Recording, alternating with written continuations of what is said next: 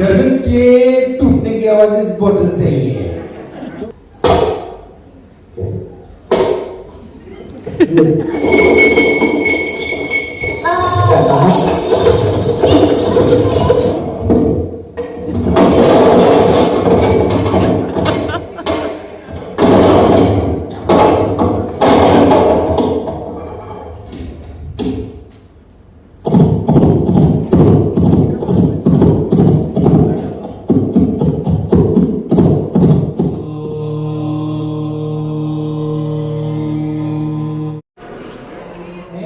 आवाज इकलौता ऐसा पार्ट है फिल्म मेकिंग का जिसे 2 बार किया जाता है, एक बार शूटिंग के समय और एक बार डबिंग स्टूडियो में। ऐसा क्यों? एक्चुअली में क्या है, शूटिंग के समय शोर बहुत होता है, कहीं पंखा चल रहा है, बच्चा रो रहा है, मोबाइल बज रहा है, कौवा काव काव कर रहा है, डॉगी भाव भाव कर रहा है, तो बहुत सी आवाजें भर जाती हैं जिन्हें फिल्टर करना मुश्किल होता है। डबिंग की जाती है। डबिंग का अल्टीमेट एम होता है एक्टर की आवाज में इमोशन सुनाई देना। एक्टर रो रहा है, हंस रहा है, दूर से किसी को बुला रहा है, खाना खाते बात कर रहा है, गुस्सा कर रहा है, तो आवाज में अंतर आता है। सबसे डिफिकल्ट डबिंग होती है लिप सिंक डबिंग, जहां लिप्स मैच करते हैं। एक्टर ने जैसे सेट में परफॉर्म किया है ना, सेम वैसा ही स्टूडियो परफॉर्म करना होता है, जो कि नेक्स्ट टू पॉसिबल है। दोस्तों, dubbing is 100 times difficult than acting. All dubbing artists are good actors, but not all actors are good dubbing artists. Dubbing के नाम पे तो अमिताभ बच्चन क्या बोलेगा, दिवाली तो हमारा क्या होगा? Well, सेकंड पार्ट दोस्तों हमारा है वॉइस ओवर का। वो जो साउथ की फिल्म हिंदी में देखते हो ना, वो वॉइस ओवर है। उसमें लिप्स का मैच होना जरूरी नहीं है, लेकिन उसे भी एक्सपर्ट करते हैं। आपने मूवी देखी होगी पुष्पा 2, हीरो अल्लू अर्जुन है, हिंदी वर्जन में आवाज श्रेष्ठ तलपदे की है। थर्ड पार्ट छोटे बच्चे देखते काफी फिल्में, कार्टून फिल्मों में वॉइस मॉड्यूलेशन होता है। तो पता है आज मुझे खाना भी नहीं पता। ऐसे करते हैं क्योंकि मीडियम बच्चों के बना हुआ है, बच्चों को स्टाइल पसंद आता है। मैं दोस्तों की फिल्मों में सिर्फ एक्टर की आवाज नहीं होती है, फिल्मों में और आवाजें होती हैं। कहीं बारिश की रही है, कहीं तूफान आ गया है, कहीं पर घोड़े दौड़ रहे हैं।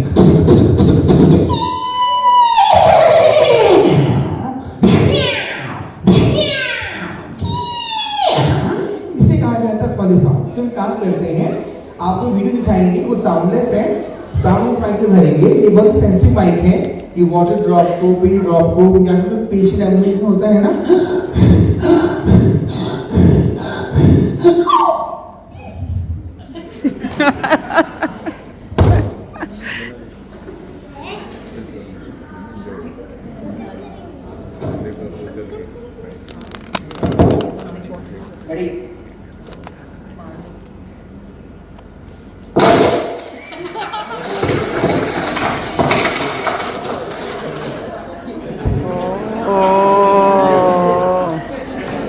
गर्दन के टूटने की आवाज इस बोतल से ही है, तो क्या उस आवाज के लिए किसकी गर्दन तोड़ते हैं?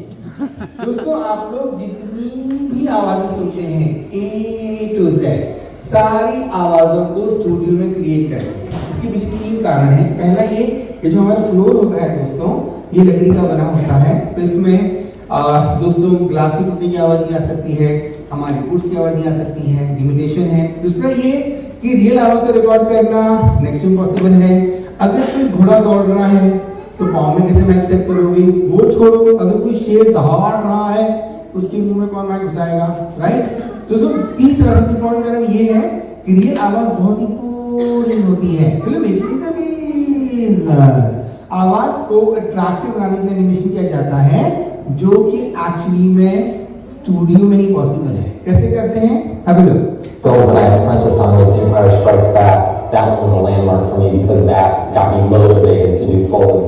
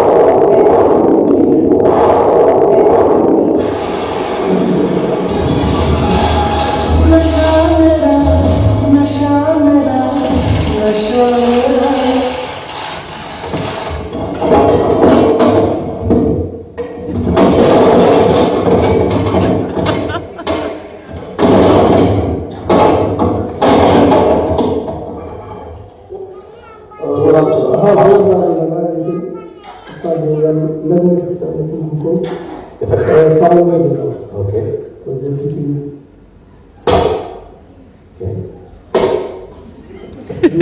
ये है चाटे का साउंड।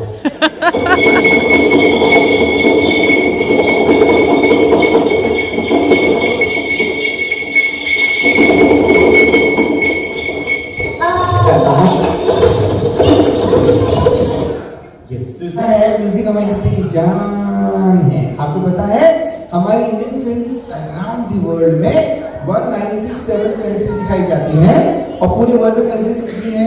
197 ही है। यानी कि पूरी दुनिया में हमारी फिल्मों का डंका गूंजता है।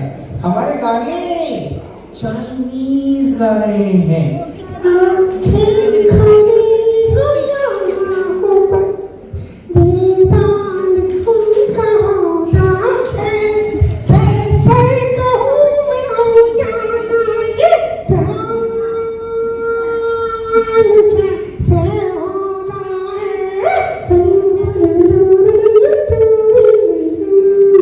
गीत और संगीत भगवान का दिया हुआ वरदान है।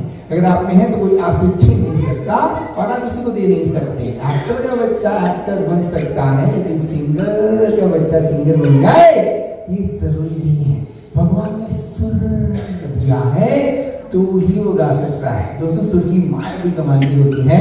जो इंसान बोलते समय हकलाता है, स्टैमर करता है, वो गाते समय जरा सा भी नहीं हकलाता है, पूरे सुर से गाता है।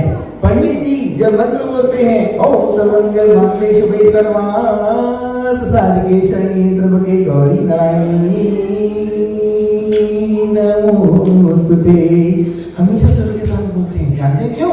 क्योंकि मंत्र जो होते हैं वो सुर से याद होते हैं। अगर आपको सुर याद है तो बोल ऑटोमेटिकली माइंड में आने लग जाते हैं। इसलिए कहते हैं अगर आपको कोई भी डिफिकल्ट चीज याद करनी हो तो आप उसकी प्रैक्टिस म्यूजिक के साथ कीजिए। आपको वर्ड टू वर्ड याद रहेगा, लाइफ टाइम तक याद रहेगा और आपको लॉजिक लगाने की जरूरत नहीं, हमेशा राइट होगा। टेबल याद है 2 1 2 2 2 4 4 2 8 5 2 10, क्योंकि हमने उन्हें म्यूजिक से याद किया है। और भी बहुत से राज है, कैसे क्या है, प्लीज हम लोग। विशाल working as a sound engineer for this particular recording studio। और इसके बारे में क्या ही बात बोलूं, जैसे लगता है कि म्यूजिक आप सबको पसंद होगा, थोड़ा बहुत पसंद होगा। बेसिकली जब भी म्यूजिक बनता है, पहले जमाने से सारे सिंगर्स को अगर आप देख पाते हो यहाँ पे सारे हमारे लीडर्स हैं, इनका म्यूजिक जब बनता था तब analogue recording technique, simplified language में बताऊं सब कुछ सारे म्यूजिशियंस लाइव एक एक इंस्ट्रूमेंट प्ले करते थे। रिहर्सल करने के बाद इमोशन के साथ बिना किसी मिस्टेक के सिंगल टेक में एक पूरा गाना बनता था। ये गाना बन के आपको एनालॉग हार्डवेयर के थ्रू होकर सारे फ्रीक्वेंसीज अल्टीमेटली स्क्रैच में रिकॉर्ड होती, आपको मिलती थी कैसेट्स। कैसेट के अंदर भी डेलीगेट रील्स होती थी, वो आप सब में से बहुत सारे लोगों ने बाहर निकाल के उंगली पे पेंसिल से किसी को कट करके लोगों की वापस, राइट, ये सब कुछ हम करते थे।